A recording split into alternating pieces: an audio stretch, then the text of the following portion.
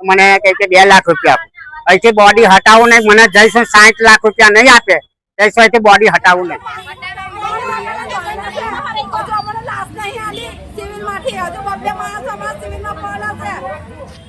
ભરૂચમાં પ્રથમ વરસાદ સાથે જ ગોઝારી દુર્ઘટનાએ શહેરને હચમચાવી દીધું છે।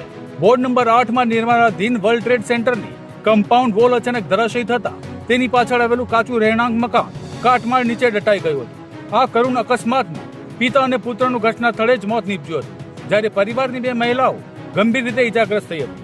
ઘટનાથી રોષે ભરેલા સ્થાનિકોએ બિલ્ડરની ઓફિસે પહોંચી ભારે હોબાળો મચાવ્યો હતો।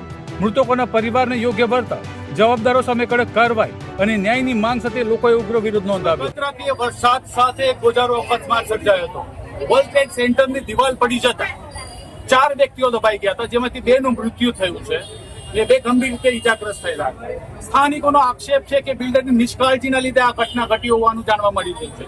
આપણી સાથે જોડાયા છે સ્થાનિકો, તેમની સાથે વાત કરવાના પ્રયાસ કરીશું કે ખરેખર આ ઘટના કેવી રીતના બની હતી અને ઘટના સમયે એમને કઈ સહાય મળી હતી, સવલત મળી હતી કે આપી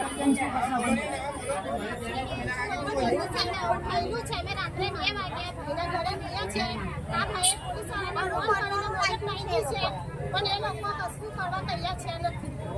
મને ન્યાય જોઈએ છે, મારા બધાની ને મારા ભાઈ મારો છોકરો મરી ગયેલો છે, એટલે મને ન્યાય જોઈએ। તો અહીંથી ખસવાના નથી ને બોડી અહીંયા મૂકી દઈશું।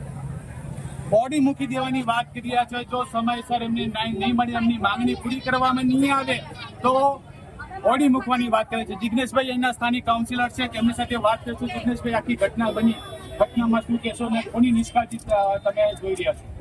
ઘટનામાં એવી વાત છે કે રાત્રે 2 વાગે ગત રાતે વરસાદ એટલો બધો ધોધમાર પડતો હતો અને સ્થાનિક રહીશો મારા ઘરની બાજુમાં જ રહે છે અને આની અંદર બધા મારા મતદારો છે અને એ લોકોએ મને વિજય અપાવેલો છે, એટલે એમની જવાબદારી બને છે અને મારી બી જવાબદારી બને છે કે કંઈ બી કામ હોય તો મને કે, અને અડધી રાતે મારે એમના કામ માટે ઊભું રહેવું પડે।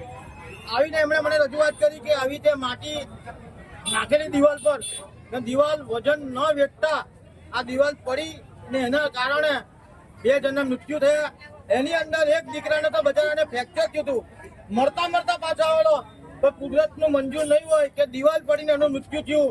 સાથે એના પિતાશ્રી એ દીકરાને બચાવતા એમના પિતાશ્રીનું મૃત્યુ થયું। અને આ નિષ્કાળજી જે થઈ છે, નિષ્કાળજીની અંદર હું બોડાઓને બી જવાબદાર ઠેરવું છું।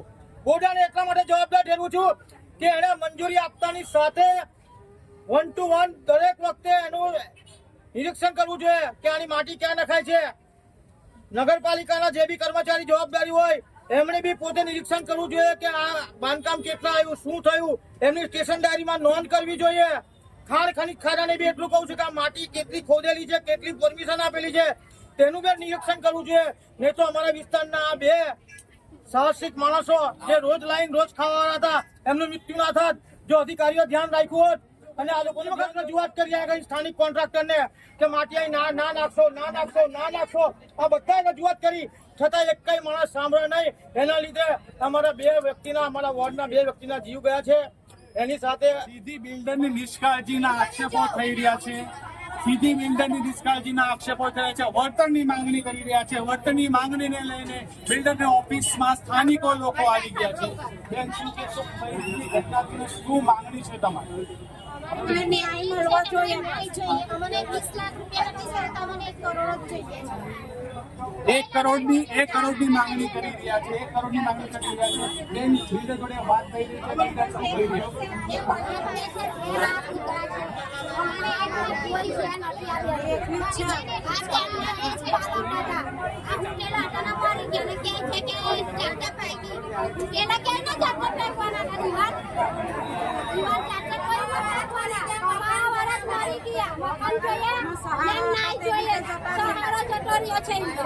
એમનો સહારો જતો રહ્યો છે, ઘરમાં કોઈ હવે કમાવા વાળું નથી।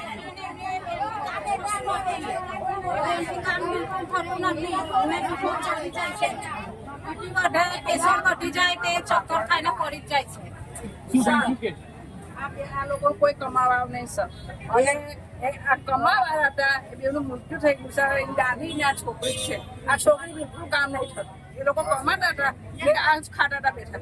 હવે કમાવાની છે નહીં, નથી ઘર રહી ગયા, જેમને ઘરે જોવે જે માંગે એ પણ અમારે જોઈએ. શું માંગણી છે? બીજી શું માંગણી છે તમારી? ઘરની જે છોકરી જેટલા પૈસા કે એટલા તમારે આપવા પડશે. એને જિંદગી કાઢવાની ઘરમાં કોઈ કમાવા વાળું નથી રહ્યું. બિલ્ડરની નિષ્કાળજીના કારણે આ ઘટના ઘટી હોવાના આક્ષેપો થઈ રહ્યા છે. પ્રશાસન આ લોકોને કેવી રીતના ન્યાય અપાવે છે? શું આમની માંગણી પૂરી કરવામાં આવશે? સ્થાનિક ગરીબ લોકોની માંગણી પૂરી કરવામાં આવશે? શું માનવ વધનો ગુનો દાખલ કરવામાં આવશે? નીતિન માની ન્યૂઝ ફર્સ્ટ.